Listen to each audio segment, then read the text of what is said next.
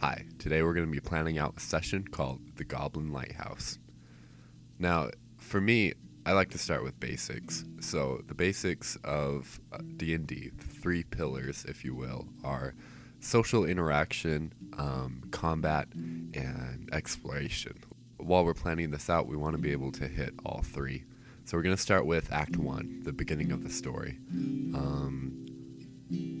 Act 1 usually is a good place to have lots of social interactions. So for my guys, they're on the ship with a bunch of weird, crazy characters, going to the far-off islands. When they get there, I told them that there was a lighthouse in the distance, and if your players are like mine, that'll be enough. They'll just want to go and explore it. But if not, it's always good to have an inciting incident up your sleeve. So for me, in this situation, I had a ghost plan to come and possess one of the passed out drunks, old Glass Eye.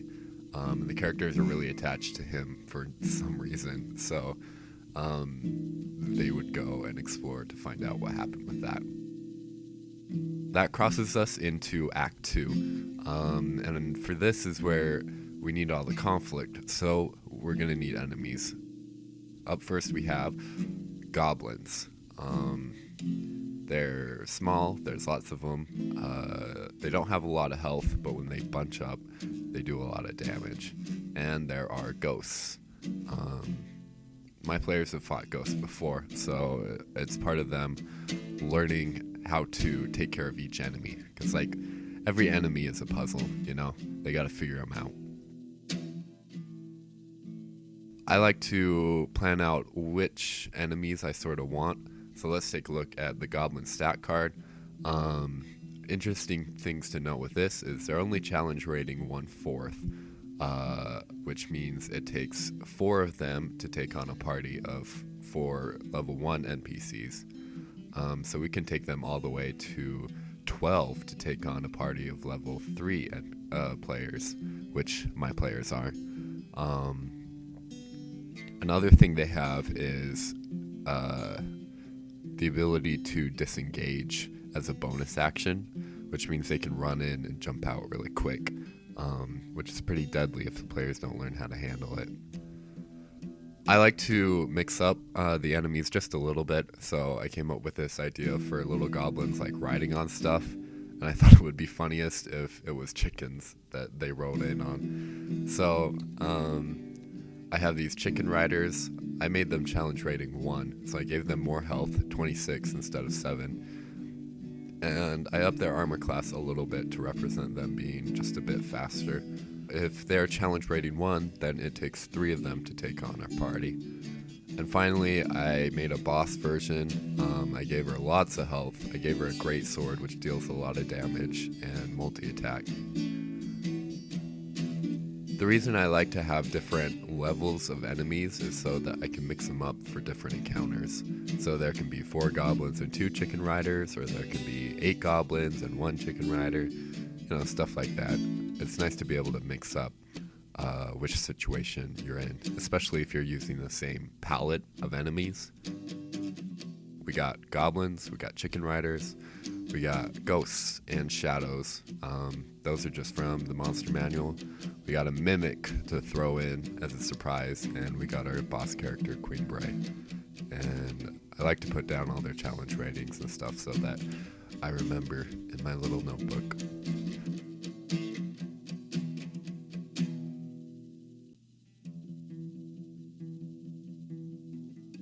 So next we're going to plan out the actual tower. D&D is set up so that your players need short rests in order to be effective, which kind of splits up any dungeon you make into acts. There's little breaks between the beginning section and the middle section. So I like to put little zones of safety where they have to solve some sort of puzzle to hit the exploration pillar of the game. So here I'm using my tile set. I might make a video explaining more about my tile set, but the cool thing with these being double-sided is that you can imply walls without actually having walls, which is nice just by setting a door up. So I set up a little statue. I used a Jesus statue because that's all I have. It gets the point across that it's sort of religious. I told them that it was a statue of Queen Bray, the Goblin Queen, and she was holding up a blue orb. Next, they find this dead body of an adventurer or a slave, and it has this riddle in it. Around the clock, the way the world goes, water down the drain. It's not the hardest riddle in the world, but your players will figure out that they need to rotate something clockwise, and then counterclockwise, and then clockwise again. So I made sure when they were investigating the statue to let them know that it spins a little bit when they touch it. And so when they successfully rotate it, the door clicks open. Behind this other room, I wanted another chance for social interaction. So I have a few slaves that the goblins have taken prisoner. And then you need to mark down this whole room in your little notebook. Use whatever works for you. This is my notation. Just a little grid so that I could quickly look at it and remember what I need to build. Then once they go up the ladder, they're going up to level 2.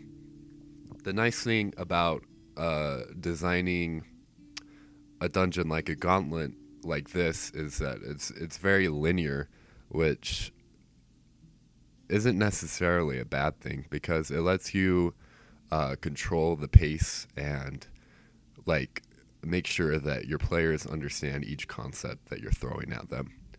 So up here is the first floor. I'm setting up this cobblestone, adding a few spike pits, and telling them that all of the cobblestone is spike traps. So there are a bunch of goblins all around, all 12. And I told them there's like ropes that they can swing across if they want to get from one side to the other. This has a lot of options that they got to figure out, and they have to use the environment to their advantage or figure out how to get over the disadvantages of it, because the goblins can swarm them or they can swarm the goblins. They can take pot shots at each other from a distance. They can set up cover or throw the table around and hop on it. They can use the statue as cover. They can do all sorts of stuff. They can throw the goblins into the spikes, which is always pretty cool. I had the spikes deal 1d10 of damage if they fell on them. The players if they just straight up jump, I had them roll a dex check, and if they didn't get higher than 15, then they would fall into the spikes. Okay, we're moving up to level 3. I wanted to keep on going with the theme of lots of enemies to deal with, but also trying to let the players use the environment to their advantage. So I have these 2 doors, and they act as choke points. There are a bunch of goblins on the other side. There's 4 goblins and 2 chicken riders. And the space over there is pretty wide open, which is nice for the chicken riders because they have a faster traveling speed. So if they use the choke points to their advantage, then the goblins can only crowd around them so much, and it lets them keep control of the situation, because if they just run out there into the middle of everything, then they will quickly get surrounded.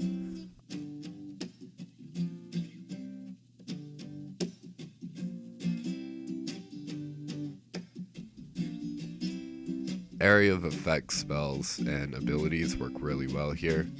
We have a dragonborn in our party who has fire breath, so if you can manipulate all the little guys, then it shows them how effective area of effect spells are, because they're only level 3, so they're just starting to get a few.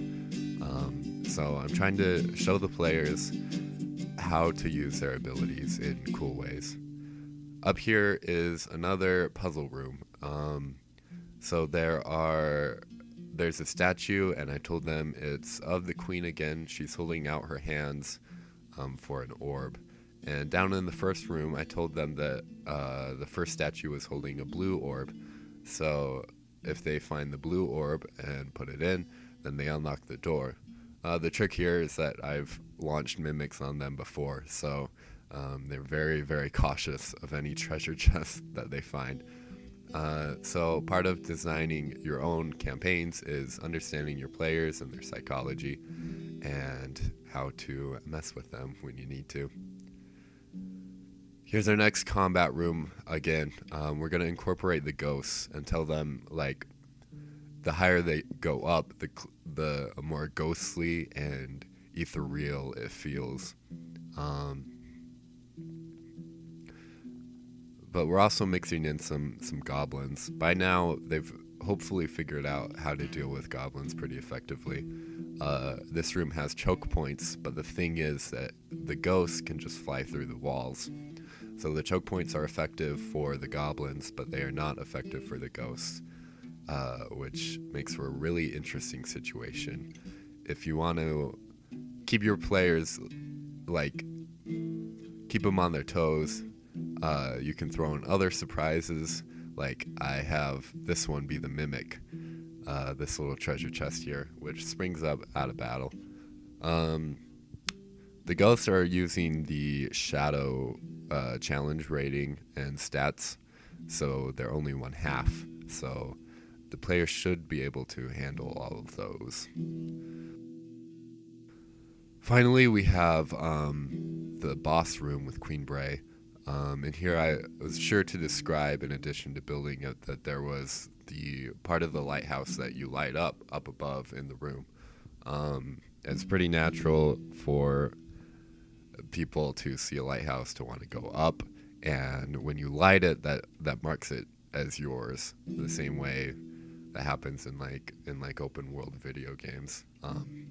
And players will pick up on that. So here's the room all set up. Queen Bray is in her bed, and my backstory for this is that she's like the queen bee, sort of. So the more the players want to explore about this little society, the more they can, or they can just go in and kill everyone. It's up to them. All the goblins can attack. This room I set up so that there were spikes, because the players should now know how to use spikes to their advantage, and the spikes really aren't in their way, so they can use it as a quick way to get rid of the goblins for like a cool action moment. As long as the players are coming up with like unique and inventive ideas, it doesn't have to be challenging, as in it takes this many hits to kill them, you know? So, once they take care of the boss, they'll find the ghost who is in charge of the ghost ship that they saw earlier. So it wraps back into the main story, which a good Act 3 conclusion usually does. The characters return to their original world, but they've learned something, or they have something new, or they have some new experience, so there's a little bit of change. So yeah, that's a simple, very easy and quick dungeon to plan out and run your players through. Thanks for watching.